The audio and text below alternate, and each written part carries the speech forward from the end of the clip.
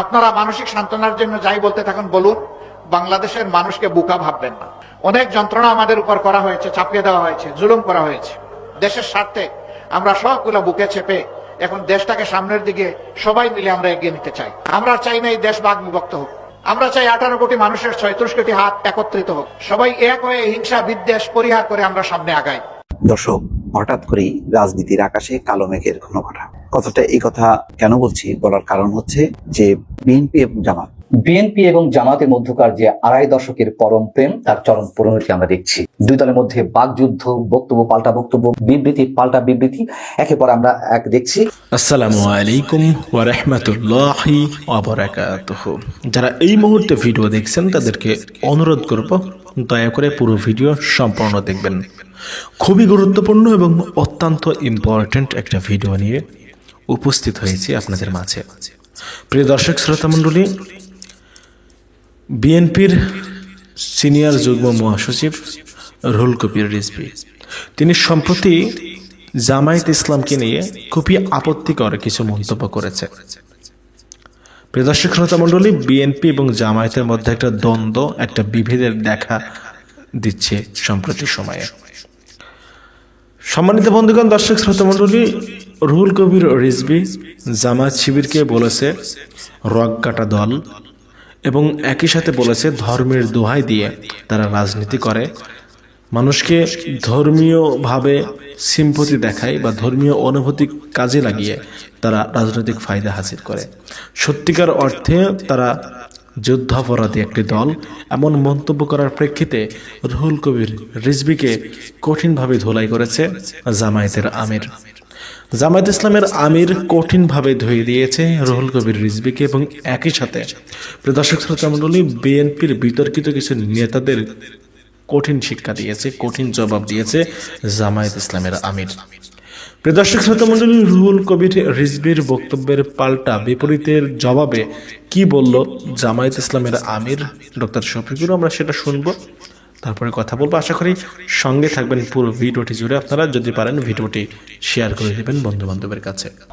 বাংলাদেশ 18 কোটি মানুষের দেশ, হয় কিছু কম হবে, না হয় কিছু বেশি হবে। ছোট্ট একটি দেশ, পৃথিবীর মানচিত্রের অবস্থান খুঁজে পাইতে হলে খুব গভীরভাবে চোখ ফেলতে হয়। এত ছোট দেশে বিশ্বের কোথাও এত বিপুল জনসংখ্যা নেই।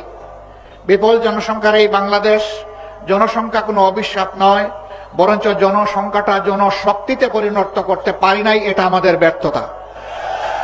এই 18 কোটি মানুষের হাতকে যদি কর্মীর হাতে আমরা পরিণত করতে পারতাম, প্রাপ্তবয়স্ক সকলের হাতে যদি আমরা কাজ তুলে দিতে পারতাম, এই দেশটার চেহারা বদলে যেত। এ দেশেরই মানুষ বিশ্বের বিভিন্ন জায়গায় গিয়ে সেই দেশের চেহারা বদলিয়ে দিচ্ছে, কিন্তু আফসোস নিজেদের দেশের চেহারাটা আমরা বদলাতে এখনো পারিনি। আজকে আমি আল্লাহ তাআলার বিশেষ শুকরিয়া আদায় করছি যে হাজারো নিষ্পেষণ, নির্যাতন, জুলুম, খুন, গুম, ধর্ষণ, লুণ্ঠনের তাণ্ডব চালানোর পর 17.5 বছর পরে বাংলাদেশের মানুষ একটু স্বস্তিতে শ্বাস নিতে পারছে। 15.5 বছর টানা ফ্যাসিবাদী সরকারের বিরুদ্ধে দেশের সকল বিরোধী দল দফায় দফায় আন্দোলন করেছে। এই আন্দোলন করতে গিয়ে অনেক মূল্যবান জীবন ঝরে গিয়েছে। এই আন্দোলন করতে গিয়ে অনেকে পঙ্গু হয়েছেন, আহত হয়েছেন, অনেককে ধরে নিয়ে গায়েব করা হয়েছে। আজ পর্যন্ত তাদের আপনজন জানে না তারা দুনিয়ায় বেঁচে আছে কি নেই। এই আন্দোলন করতে গিয়ে অনেকে চাকরিহারা হয়েছেন, অনেকের ব্যবসা বাণিজ্য ধ্বংস করা হয়েছে, ঘর বাড়ি লুণ্ঠন করা হয়েছে, আগুন দেওয়া হয়েছে, তছনছ করা হয়েছে। আর জামাতে ইসলামীর নেতৃবৃন্দের ঘর বাড়ি বুলডোজার দিয়ে ভেঙে গুঁড়া করে দেওয়া হয়েছে। জামাতে ইসলামীর 1 থেকে 11 জন শীর্ষ নেতাকে খুন করা হয়েছে। বিচারিক আদালতে তামসা, আদালত সাজিয়ে সাজানো পাঠানো আদালত আর সাক্ষী দিয়ে তাদের জীবনকে ধ্বংস করা হয়েছে। সম্মানিত ভাইরা, শেষ পর্যন্ত কোরআনের পাখি খ্যাত সারা দুনিয়ার মানুষ তাদের কলিজায়, যার জন্য আলাদা একটা জায়গা ছিল, আল্লামা দিলওয়ার হোসেন সাঈদীকেও জেলের ভিতরে মৃত্যুর দিকে তারা ঠেলে দিল। তার একটা জানাজা ঢাকায় হবে, তা বরদাস্ত করতে পারলো না। শেষ পর্যন্ত তাকে জোর করে পিরোজপুরে পাঠিয়ে দেওয়া হলো। সেখানে সেনাবাহিনী, বিজিবি, পুলিশ, র্যাব, আনসার সব কিছু দিয়ে চতুর্দিক থেকে ঘেরাও করে মানুষের স্রোত ঠেকানোর চেষ্টা করা হলো। তুমুল বর্ষণমুখর দিনে মানুষের স্রোত কেউ ঠেকাইতে পারেনি। সেখানে লক্ষ মানুষ বৃষ্টির পানির সাথে নিজেদের চোখের পানি দিয়ে তাদের প্রিয় মানুষকে দুনিয়া থেকে বিদায় দিয়েছে, জানাজায় শরীক হয়েছে, তার জন্য কেঁদেছে, আল্লাহর দরবারে মাগফিরাতের দোয়া করেছে, তার মর্যাদা বৃদ্ধির দোয়া করেছে, আল্লাহ যেন তাকে শহীদ হিসাবে কবুল করেন সেই দোয়া করেছে। এই শীর্ষ 11 জন নেতা, তাদের সহকর্মী বৃন্দ এবং অন্যায়ভাবে যাদেরকে এই দেশে হত্যা করা হয়েছে, যারা ঈমান নিয়ে বিদায় নিয়েছেন, আল্লাহর দরবারে দোয়া করি আল্লাহ তাদের সকলকে শহীদ হিসাবে কবুল করুন। বিশেষ করে 24-এর এই আন্দোলন যা 1 জুলাই থেকে শুরু হয়ে 36 জুলাই এসে শেষ হয়েছে, এই আন্দোলনে যারা বুক পেতে দিয়েছিল, বুক পেতে দিয়ে বলেছিল বুকের ভিতরে তুমুল ঝড়, বুক পেতেছি গুলি কর, বুক পেতে দাঁড়িয়েছিল খোলা অস্ত্রের মুখে, গুলির মুখে, সংকোচ করেনি জীবন দিতে। একজন মন্ত্রীকে এক পুলিশ অফিসার তখন বলেছিলেন, স্যার একটা মারি একটাই পড়ে, এরপরে 4 জন দাঁড়িয়ে যায়, 10 জন দাঁড়িয়ে যায়। এটা সেই দেশ। আলহামদুলিল্লাহ, আমরা গর্বিত। আল্লাহ তাআলা আমাদের বুকে, কুলে, উদরে, মায়েদের পেটে এই ধরনের বীরের জন্ম দিয়েছেন বাংলাদেশে। আলহামদুলিল্লাহ, আমরা আমাদের এই বীর সন্তানদের জন্য গর্বিত। আমাদের অন্তরে তাদের ভালোবাসার একটা বিছানা তৈরি হয়ে গিয়েছে। আমরা তাদেরকে শ্রদ্ধা করি। জাতিকে জালিমের অক্টোপাস থেকে মুক্ত করার জন্য তারা যে উদ্যোগ জীবন বাজি রেখে নিয়েছিল, তার জন্য আমরা তাদের কাছে কৃতজ্ঞ। আমরা দোয়া করি আমাদের এই সন্তানদের মতো আরো সন্তানরা যেন ভবিষ্যতে এই দেশের জন্য দাঁড়িয়ে যায়। প্রিয় দেশবাসী, এই দেশটা বিভিন্ন ধর্ম বর্ণের মানুষের। যুগ যুগ ধরে আমরা এখানে শান্তিপূর্ণভাবে সহাবস্থান করে আসছি, কিন্তু যে দলটি জাতিকে বিভিন্ন অংশে ভাগ বিভক্ত করে রেখেছিল, সংখ্যাগুরু সংখ্যালঘু বলে, তারা ফায়দাল উঠেছে। আর তারাই যদি সংখ্যা লঘু বলে কিছু থাকে, তাদের সর্বনাশ এই দলটিই করেছে। তাকে জায়গা জমি দখল করা অবৈধভাবে, ইজ্জতের উপরে হাত দেওয়া, সম্পদ লুণ্ঠন করা এবং কাউকে কাউকে তাদের ঘর বাড়ি থেকে তাড়িয়ে দেওয়া, হায়নার মতো এই কাজগুলো তারাই করেছে। তারা নিজেরা করে এর দোষ ফেলেছে ইসলামপন্থীদের উপর। যারা আল্লাহর বান্দা, যারা আল্লাহর উপর ঈমান রাখে, তারা কখনো কোনো মানুষের ক্ষতি করতে পারে না, কোনো মানুষের প্রতি হিংসা পোষণ করে না, কোনো মানুষের জীবন নিয়ে তামসা করে না, কোনো মানুষের ইজ্জতের উপরে হাত দেয় না, কোনো মানুষের ইজ্জত, তাদের সম্পদকে নিজের সম্পদ মনে করে না। আমরা দাবি জানিয়েছিলাম, জাতিসংঘের হিউম্যান রাইটস কমিশনকে আমি একটা চিঠি দিয়েছিলাম 13 সালে, যে আমাদের বিরুদ্ধে যে অভিযোগগুলো দেওয়া হয়, আমরা তার তদন্ত দাবি করছি। এই তদন্ত করবে জাতিসংঘ, আমরা সর্বাত্মক সহযোগিতা করব। আমরা চাই 72-এর 10 জানুয়ারি থেকে শুরু করে 24-এর, এখন নতুন করে আবার বলছি, 24-এর 5 আগস্ট পর্যন্ত, এমনকি আজকের দিন পর্যন্ত বাংলাদেশে এরকম যতগুলো অঘটন ঘটেছে তার সুষ্ঠু তদন্ত হোক, তার শ্বেতপত্র জাতির সামনে প্রকাশ করা হোক। সেই শ্বেতপত্রে আমি ব্যক্তিটি যদি কালো বলে চিহ্নিত হই, দুষ্কৃতিকারী বলে চিহ্নিত হই, আমাকেও যেন ক্ষমা করা না হয়। আমরা দেখতে চাই এরা কারা, কারাই জাতির সর্বনাশ করে, সংখ্যাগুরু এবং সংখ্যালঘুর মারামারি লাগিয়ে দিয়ে। সম্মানিত ভাইয়েরা, এবারকার এই পরিবর্তন বিপ্লব গণ অভ্যুত্থানের পরে 4 দিন বাংলাদেশে কোনো সরকার ছিল না, পুলিশ ফাংশন করে নাই, বিজিবি ঘর থেকে বের হয় নাই, আর্মিরা শুধুমাত্র গাড়ির উপরে তারা মহড়া দিয়েছে। কিন্তু আল্লাহ শুকরিয়া, বাংলাদেশে এই 4 দিন বড় কোনো অঘটন ঘটে নাই। কারণ এই দেশের মানুষ দেশকে ভালোবাসে, মানুষকে ভালোবাসে। এই জন্য এই দেশের প্রত্যেকটা মানুষ ছিল এই 4 দিন সরকার। তারা সরকারের দায়িত্ব সবাই পালন করেছে যার যার জায়গা থেকে। জামাতে ইসলামী, অন্যান্য ইসলামী দল, মাদ্রাসার ছাত্র, অন্যান্য দেশপ্রেমিক দল সেই 4 দিন সমস্ত মন্দির, মঠ, প্যাগোডা, চার্চ সবগুলো পাহারা দিয়েছে, যাতে কোনো জায়গায় কোনো অঘটন না ঘটে। এরপরে দুর্গাপূজা যখন আসলো, একটি গোষ্ঠী বাংলাদেশকে অস্থির করার চেষ্টা করলো। আমরা আমাদের হিন্দু ধর্মের ভাইদেরকে আশ্বস্ত করে বললাম, পূজা আপনারা নির্বিঘ্নে করবেন, আপনাদের পাশে থেকে আমরা পাহারাদারি করব। তারা তাদের পূজা করেছেন, আমরা নিরাপত্তা যতটুকু পারি তাদের পাশে থেকে করেছি। আবার যে জায়গাটায় তারা প্রয়োজন মনে করেন নাই, ওখানে আমরা যাই নাই। যেখানে তারা প্রয়োজন মনে করেছেন আমরা সেখানে গিয়েছি, প্রশাসনকে সহযোগিতা করেছি। তবে আমরা চাই না নির্দিষ্ট কোনো ধর্মাবলম্বীদের তার একটা উৎসব আসবে,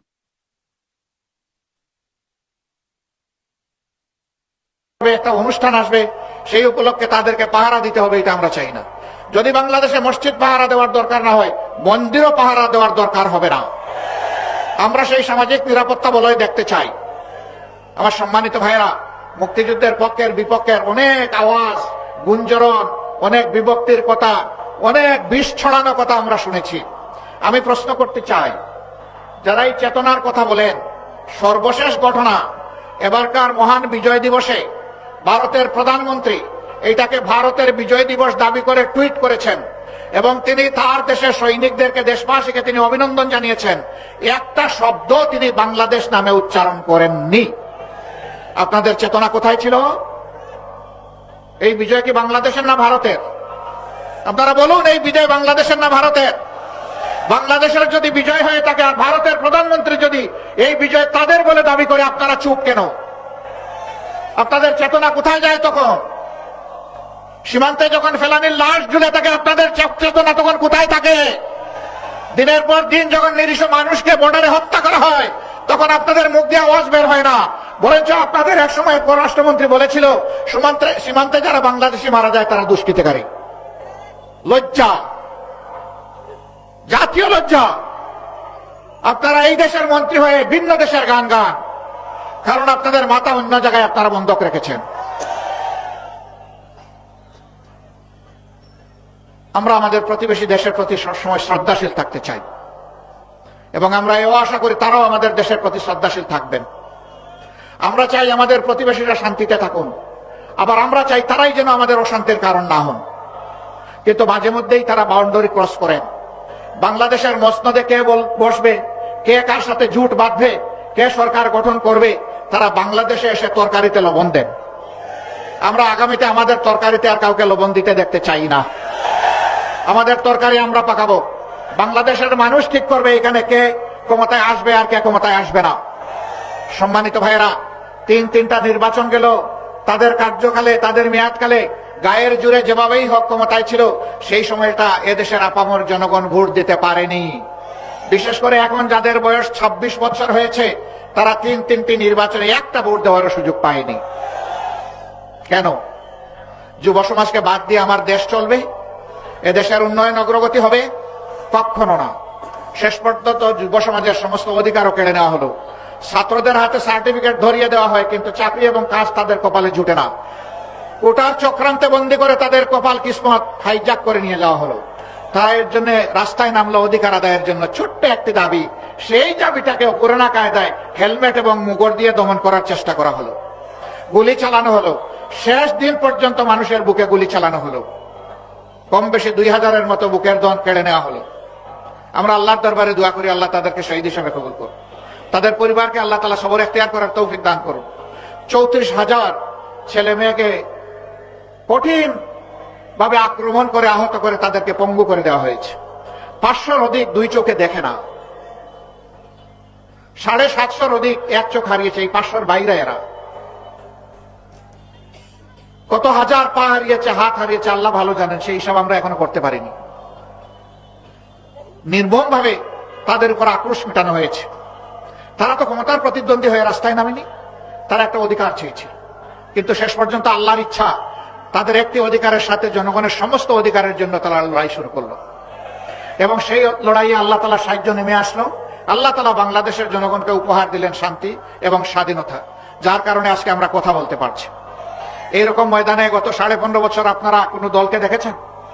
আওয়ামী লীগও নামে নাই। আওয়ামী লীগও নামে নাই। কেন নামে নাই জানেন? একা খালি মাঠে তো আর খেলা চলে না, সেই মাঠে আর কোনো প্লেয়ার নাই, তারাই একা।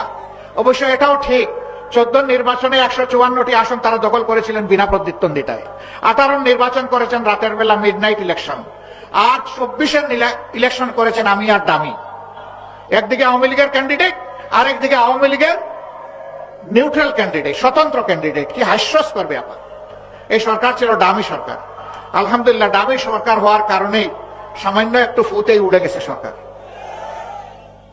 এখন তারা আবার হুমকি দমকি দিচ্ছেন, আবার তারা ফিরে আসবেন, দেশ দখল করবেন, আবার আগের মতো তারা তাণ্ডব চালাবেন। বলেন যে খাইয়া নাও, যে কয়দিন বাঁচার বেছে নাও, আবার আসতেছে, আবার দেখা হবে। মানে আত্মস্বীকৃত খুনি, খুনের হুঙ্কার দিয়েই চলেছে। আমরা তাদেরকে বিনয়ের সাথে বলতে চাই, এই অধ্যায় ক্লোজ। আমার ভাই রফিকুল ইসলাম খান বলেছেন, স্বৈরশাসকরা পালিয়ে গেলে আর ফিরে আসে না। চৌশেস্কু আসে নাই, রেজা শাহ পাহলভি আসে নাই, বেন আলী আসে নাই, আর উনি কয়েকজনের নাম নিয়েছেন, কেউই আসে নাই। না, কেউ আসতে পারবে না। শ্রীলঙ্কার স্বৈর শাসন পালিয়ে গেছে, আসে নাই, আসবে না। আপনারা মানসিক সান্ত্বনার জন্য যাই বলতে থাকুন বলুন, বাংলাদেশের মানুষকে বোকা ভাববেন না। অনেক যন্ত্রণা আমাদের উপর করা হয়েছে, চাপিয়ে দেওয়া হয়েছে, জুলুম করা হয়েছে। দেশের স্বার্থে আমরা সবগুলো বুকে চেপে এখন দেশটাকে সামনের দিকে সবাই মিলে আমরা এগিয়ে নিতে চাই। আমরা চাই না এই দেশ ভাগ বিভক্ত হোক। আমরা চাই 18 কোটি মানুষের 36 কোটি হাত একত্রিত হোক, সবাই এক হয়ে হিংসা বিদ্বেষ পরিহার করে আমরা সামনে আগাই। তবে এটা ঠিক, যারা খুন করেছেন, গুম করেছেন, যারা লুণ্ঠন করেছেন, চুরি করেছেন, দেশের 26 লক্ষ কোটি টাকা বিদেশে পাচার করেছেন, তাদের বিচার হতে হবে, আর ওই টাকাগুলা দেশে ফেরত আনতে হবে। এগুলা জনগণের টাকা, ফেরত এনে জনগণের কাজে লাগাতে হবে। ঠাকুরগাঁ জেলা, আমি এখানে এসে খবর নিলাম, এটা বাংলাদেশের একটা গুরুত্বপূর্ণ জেলা।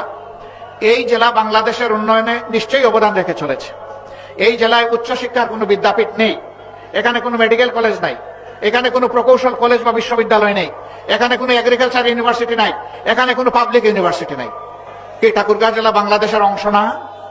যদি অংশ হয়ে থাকে তাইলে বৈষম্য কেন? এই জেলায় অবশ্যই এই প্রতিষ্ঠানগুলা এই জেলা পাওয়ার হকদার দাবি রাখে।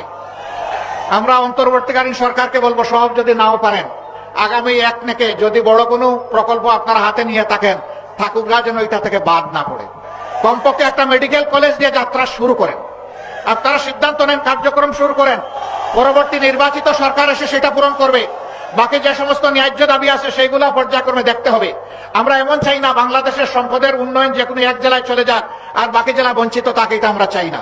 আমরা চাই সমতার ভিত্তিতে বাংলাদেশের সকল জেলা যেন তার অধিকার ফিরে পায়। তার জন্য একটা জিনিসের নিশ্চয়তা বিধান করতে হবে, সেটা হচ্ছে আদালতে ন্যায় বিচার।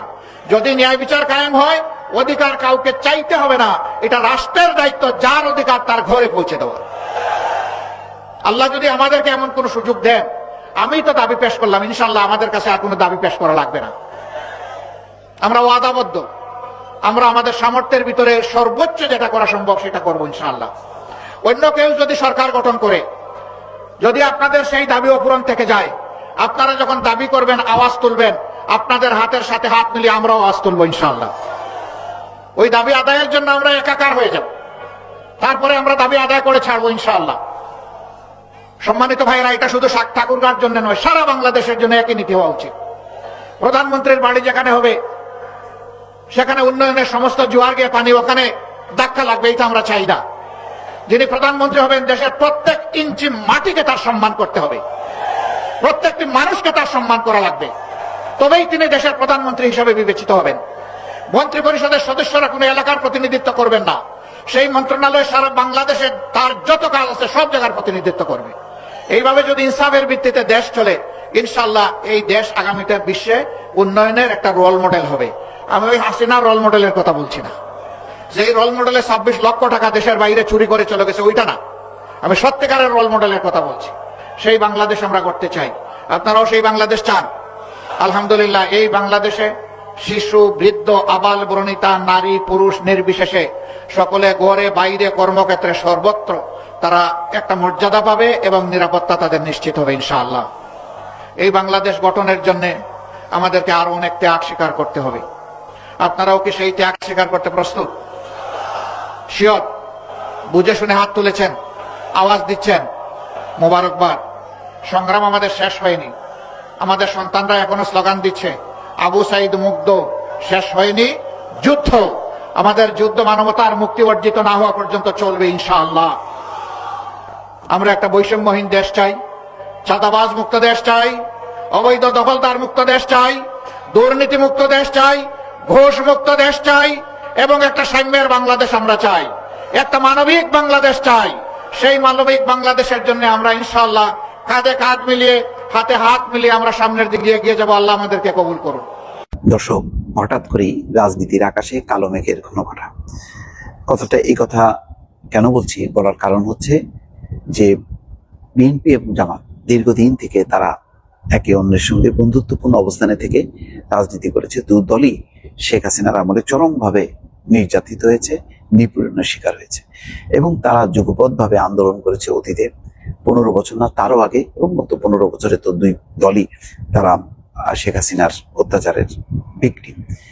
সেই দলটি আজকে 4 মাস 4.5 মাস বলতে গেলে মুক্ত হয়েছে 5ই আগস্ট যে একটি রাজনৈতিক পট পরিবর্তনের পর।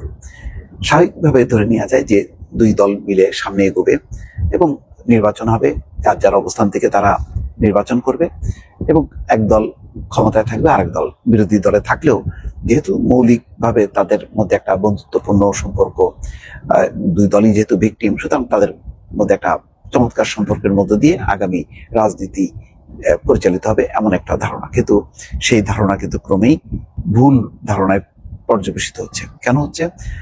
আজকে রুহুল কবির রিজভী খুব কঠিন ভাষায় জামাতকে সমালোচনা করেছে, বলেছে যে তাদের 71-এর ভূমিকা, তারা বলছেন যে ঘোলা পানিতে তারা মাছ শিকার করতে চাচ্ছে, বহু চাঁদাবাজি দখলবাজির দায় দায়িত্ব বিএনপির ঘাড়ে তারা চাপাচ্ছে, তারা বরং ইসলামী ব্যাংকগুলো দখল করছে, এইভাবে ইঙ্গিত করে এবং 71-এর ভূমিকা নিয়ে রক কাটা এইসব বিষয়গুলো পরিষ্কারভাবে যেভাবে আওয়ামী লীগ অতীতে সমালোচনা করত জামাতকে, ঠিক রুহুল কবির রিজভী নতুন ভাবে আজকে সমালোচনা করেছেন।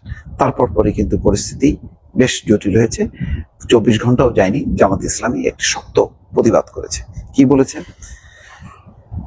বিএনপির যুগ্ম মহাসচিব রুহুল কবির রিজভী অভিযোগ করেছেন, ভারতের সঙ্গে সম্পর্ক উন্নয়নে শেখ হাসিনাকে ক্ষমা করতে চায় জামাত। তার এমন বক্তব্যের কড়া প্রতিবাদ জানিয়ে বিবৃতি দিয়েছে জামাত ইসলামী। রোববার 29শে ডিসেম্বর দলটির সহকারী সেক্রেটারি মাওলানা রফিকুল ইসলাম খান বিবৃতি দিয়ে বলেছেন, রিজভীর বক্তব্য জনগণকে বিভ্রান্ত করতে এবং জামাতকে চরিত্রহীনভাবে উপস্থাপন করার উদ্দেশ্যে দেওয়া হয়েছে। রিজভীর এসব বক্তব্য মিথ্যা উদ্দেশ্য প্রণোদিত দাবি করে তিনি বলছেন যে জামাত কখনো ভারত সম্পর্কিত কোনো রাজনীতিতে অংশ নেয়নি এবং না কখনো ভারতের সঙ্গে সম্পর্ক উন্নয়নে শেখ হাসিনাকে ক্ষমা করতে চেয়েছে। জনগণ অনেক সচেতন উল্লেখ করে বিবৃতিতে আরো বলা হয়েছে, রিজভী জামাতের বিরুদ্ধে যে অভিযোগ তুলেছেন, যেমন 5ই আগস্টের পর রাজনৈতিক দলের আত্মসাৎ, রক কাটা, ঘোলা পানিতে মাছ শিকার এবং 71-এর বিরোধিতা, এই কথাগুলো অতীতে রাজনৈতিক প্রচারণার অংশ, যা বহু আগেই জনগণ প্রত্যাখ্যান করেছে। এই ধরনের কথাবার্তা আর কিছু নয়, শুধু রাজনৈতিক উদ্দেশ্য প্রণোদিত। জনগণ এসব মিথ্যা অভিযোগ আর বিশ্বাস করে না। রফিকুল ইসলাম খান বলেন, রিজভী এসব কথা বলার মাধ্যমে জামাতকে অসম্মান করার চেষ্টা করছেন, অথচ জামাত কখনো ঘোলা পানিতে মাছ শিকার বা মুনাফিকি করেনি। আমরা ইসলামী আদর্শের ভিত্তিতে রাজনীতি করি। জামাত মানুষের অধিকার, আইনের শাসন, ন্যায় বিচার, মানবাধিকার এবং ভোটের অধিকার প্রতিষ্ঠায় আপোষহীনভাবে লড়াই করেছে। তিনি বলছেন, জামাতের রাজনীতি কখনো মুনাফিকি করে না, বরং একমাত্র সত্য ও ন্যায় প্রতিষ্ঠায় আমাদের সংগ্রাম অব্যাহত রয়েছে। এই জামাত নেতা বলছেন যে রিজভী ভারতের সঙ্গে সম্পর্ক উন্নয়নের বিষয়ে জামাতকে অভিযুক্ত করেছেন, কিন্তু তাকে নিজের রাজনৈতিক ইতিহাস পর্যালোচনা করা উচিত। জনগণ জানে কোন দল ভারতের সঙ্গে সম্পর্ক গড়ে তুলছে এবং তারা কিভাবে সেখানে সফর করেছে। জামাতের সহকারী সেক্রেটারি জেনারেল বলছেন, জামাত ভারতের আধিপত্যবাদ এবং ফ্যাসিবাদ বিরোধী রাজনীতি করে আসছে এবং এই অবস্থান গোটা জাতির কাছে গ্রহণযোগ্য, আর এই কারণেই সম্ভবত রিজভীর গাত্রদাহ সৃষ্টি হয়েছে। বিবৃতিতে বিভ্রান্তকর মন্তব্য এবং অপবাদ আরোপের রাজনীতি থেকে রিজভীকে বিরত থাকার আহ্বান জানানো হয়। তার মানে পাল্টা অস্বীকার শুধু না, পাল্টা অভিযোগ করেছে রিজভীর এই বক্তব্যে তাদের ক্ষোভ এবং প্রতিবাদ, এটা পরিষ্কার। সুতরাং সামনের দিনগুলোতে জামাত এবং বিএনপির সম্পর্ক উন্নয়ন হবে নাকি বাদ প্রতিবাদটা আরো তীব্র হবে, সেটা যদি তৃণমূল পর্যায়ে সঞ্চালিত হয় তাহলে একটি নতুন পরিস্থিতি তৈরি হবে। নেতাকর্মীরা, দুই দলের নেতাকর্মীরা দেখা যাবে যে মানে মতপার্থক্য বা এই পারস্পরিক যে মতবিরোধটা, সেটি এক ধরনের সংঘাতের দিকে নিয়ে গেছে। ফলে উচ্চ পর্যায়ে, পরের পর্যায়ে এখন একটা ক্রুশিয়াল সময়, জামাত এবং বিএনপি তারা কি ভূমিকা নেবে, নিজ নিজ অবস্থান থেকে পারস্পরিক সহযোগিতামূলক, সবাইকে সম্মান করা, এক পক্ষ আর এক পক্ষকে সম্মান করার মধ্যে দিয়ে এগোবে নাকি বিরোধপূর্ণ একটি অবস্থানে এগোবে, সেটা নিশ্চয়ই পরবর্তীতে জানা যাবে। দর্শক, বিএনপি এবং জামাতের মধ্যকার যে 2.5 দশকের পরম প্রেম, তার চরম পরিণতি আমরা দেখছি। দুই দলের মধ্যে বাকযুদ্ধ, বক্তব্য পাল্টা বক্তব্য, বিবৃতি পাল্টা বিবৃতি, একে পর আমরা এক দেখছি। কিন্তু বিএনপির জামাতের পরম প্রেমের এই চরম পরিণতি কি কারণে এলো, কি কারণে ঘটছে? শুধুমাত্র নির্বাচন কেন্দ্রিক, ক্ষমতা কেন্দ্রিক, নাকি মতাদর্শগত কোনো দ্বন্দ্ব তাদের মধ্যে স্পষ্ট হচ্ছে? সেই বিষয়টি আলোচনা করার, বিশ্লেষণ করার খুবই প্রয়োজন রয়েছে বাংলাদেশের বর্তমান রাজনীতির জন্য।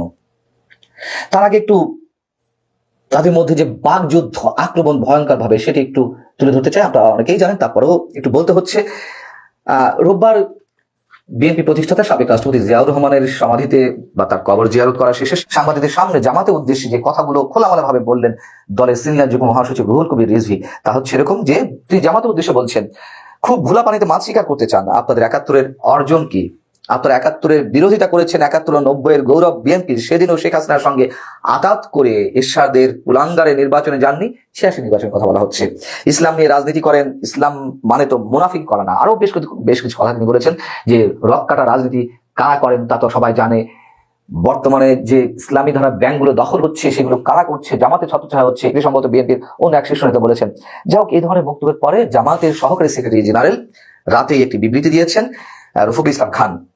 তিনি বলছেন, রিজভী অবশ্যই অবগত আছেন ২০১৮ সালে প্রতিষ্ঠিত জোটকে এড়িয়ে ভিন্ন মতের লোকদের সঙ্গে জোট করে ক্ষমতায় যাওয়ার জন্য যে ঐক্য করা হয়েছিল বা করেছিল তা কি জাতির সঙ্গে মুনাফিকি নয়? জনগণ এই রাজনৈতিক ছন্দ পতনের ইতিহাস ভুলে যায়নি। আমরা জানি ২০১৮ সালে নির্বাচনে বিএনপি গিয়েছিল এবং তার আগে ডক্টর কামাল হোসেনকে সামনে রেখে বিএনপি নেতৃত্বেই এটি ঐক্য মঞ্চ গঠিত হয়েছিল। সেটির সঙ্গে জামাতের এক ধরনের বিরোধিতা ছিল, যদিও জামাত সেই মঞ্চে ছিল। সেটি প্রমাণ করে দিয়েছে যে মুনাফিকি কে করছে জোট থাকার পরেও। তার পাল্টা একটি বিবৃতি বিএনপির ভেরিফাইড ফেসবুকে দেওয়া হয়েছে, যেখানে বলা হচ্ছে যে ২০১৮ সালের নির্বাচনে জামাত দর পাশাপাশি করে ২২টি আসন বাগিয়ে নেয় জোট থেকে। সেই নির্বাচনে ডক্টর শফিকুর রহমান, যিনি বর্তমান জামাতের আমির, তিনিও নির্বাচনে প্রতিদ্বন্দ্বিতা করেছিলেন ধানের শীষ প্রতীক নিয়ে। তাহলে কার সঙ্গে জোট আর কার সঙ্গে মুনাফিকি কথা বললেন আমির? ভালো উত্তর দিয়েছে বিএনপি। এখন বিষয় হচ্ছে যে, যেটি বলছিলাম, এই যে প্রেমের চরম পরিণতি কেন? আমরা তো সবাই জানি যে বিএনপির মধ্যে দুটি ধারা স্পষ্ট, একটি মুক্তিযুদ্ধের সপক্ষের শক্তি, আরেকটি হচ্ছে যারা মুক্তিযুদ্ধের আদর্শকে, মুক্তিযুদ্ধের স্পিরিটকে ততটা কট্টরভাবে ধারণ করে না। তারা ডানপন্থী বা ক্ষেত্র বিশেষ উগ্র ডানপন্থী বা জামাতের আদর্শের সঙ্গে যারা একমত পোষণ করেন, সেই জায়গা থেকে তারাই জামাতের সঙ্গে জোট রাখার চেষ্টা করেছেন, তারা বাস্তবায়ন করেছেন বিষয়টি। কিন্তু এটি মুক্তিযুদ্ধের সপক্ষে যে অংশটি তারা কোনোভাবেই মেনে নিতে পারেনি। এবং আওয়ামী লীগ সরকার তো এটি নিয়ে রাজনীতি করেছে। যুদ্ধাপরাধের দায়ে যাদের ফাঁসি হয়েছে জামাতের শীর্ষ নেতাদের, সেই হিসেবে জামাতকে যুদ্ধাপরাধী সংগঠন হিসেবে অভিহিত করার একটা চেষ্টা ছিল। সেই জায়গা থেকে জামাতের সঙ্গে বিএনপির সম্পর্ক কি তা স্পষ্ট করার দাবি জানিয়ে আসছিল আওয়ামী লীগের নেতারা, কিন্তু বিএনপি স্পষ্ট করতে পারেনি। বিএনপি দ্বিধাদ্বন্দ্বে ছিল, যদি অনেক দেরিতে এসে তারা স্পষ্ট করেছে। এবং বিএনপির সঙ্গে যে দূরত্ব, সেটি নির্বাচনের ২০২৪ নির্বাচনের আগে থেকে একটু একটু করে খোলাসা হতে থাকে এবং ৫ আগস্টের পরে সেটি চরম পরিণতি আমরা দেখতে পাচ্ছি। এখন আসলে বিএনপি জামাতের সঙ্গে জোট করে লাভটা আসলে কার হয়েছে? এটি সবসময় বলা হয়ে থাকে যে লাভটা জামাতেরই হয়েছে। বিএনপি রাজনীতি নিয়ে এক ধরনের প্রশ্নের মুখে পড়েছে। ২০০১ সালে যখন তারা জোটগতভাবে নির্বাচন করলো, তার আগে ৪ দলীয় জোট ১৯৯৯ সালে গঠন হলো। সেখানে ৪ দলীয় জোটের প্রধান অংশীদার বিএনপি এবং জামাত। ক্ষমতায় তারা গেল, গিয়ে দুইটি মন্ত্রিত্ব তারা নিল, মতিউর রহমান নিজামী এবং আলী হাসান মোহাম্মদ মুজাহিদ। আসলে বিএনপির কতটা লাভ হয়েছে সেটি সবসময় দলের মধ্যে এবং বাইরে একটা বড় প্রশ্ন হয়ে ছিল। ২০০১-এ যখন বিএনপি জামাত জোট ক্ষমতা আসে, তখন জামাতের ভোটার সংখ্যা কত ছিল সারা দেশে? আমার যদি খুব ভুল না হয়ে থাকে ৪%। এই ৪% ভোট নিয়ে বা সমর্থক নিয়ে বিএনপির লাভ নিশ্চয় ততটা হয়নি। এবং আন্দোলন সংগ্রামে জামাতের যে ভূমিকা, সেটি নিয়েও বিএনপি বিতর্কের মধ্যে পড়েছে। সময়ের পরিক্রমায়, সময়ের পরিবর্তনের সঙ্গে সঙ্গে হয়তো জামাত তার ভোটার সংখ্যা বাড়াতে পেরেছে, সমর্থকও বেড়েছে, এটিও বাস্তবতা। কিন্তু এখন প্রশ্ন, কি কারণে এই চরম পরিণতিটি আমরা দেখতে পাচ্ছি? সম্মানিত বন্ধুগণ, দর্শক শ্রোতা মণ্ডলী, আপনারা দেখতে পারলেন।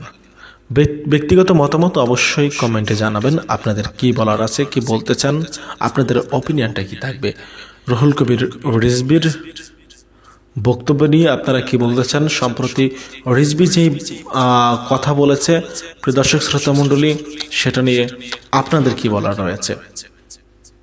প্রিয় দর্শক শ্রোতা মণ্ডলী, রিজভীর বক্তব্য উদ্দেশ্য প্রণোদিত এরকমই মন্তব্য করেছে জামায়াত ইসলাম। জামায়াত ইসলামের পক্ষ থেকে যেটি বলা হচ্ছে যে রুহুল কবির রিজভী জামায়াত ইসলামের দিকে ইঙ্গিত করে বলেছেন ৫ আগস্টের পরে একটি রাজনৈতিক দলের আত্মসাৎ দেখেছে জনগণ। কারা পায়ের রগ কাটে তাদের চেনে জনগণ, ঘোলা পানিতে মাছ শিকারের চেষ্টা করেছে ৭১-এর বিরোধিতাকারী জামায়াত। জামায়াত ইসলামের আমির এটা নিয়ে তীব্র নিন্দা এবং প্রতিবাদ জানিয়েছে। রুহুল কবির রিজভীকে বলেছে যেন জামায়াত ইসলামের বিরুদ্ধে এই মিথ্যা অপতথ্য ছড়ানোর কারণে সে যেন ক্ষমা চায়। তো ক্ষমা কি চাবে রুহুল কবির রিজভী? আপনারা কি মনে করছেন জানাবেন। আল্লাহ হাফেজ।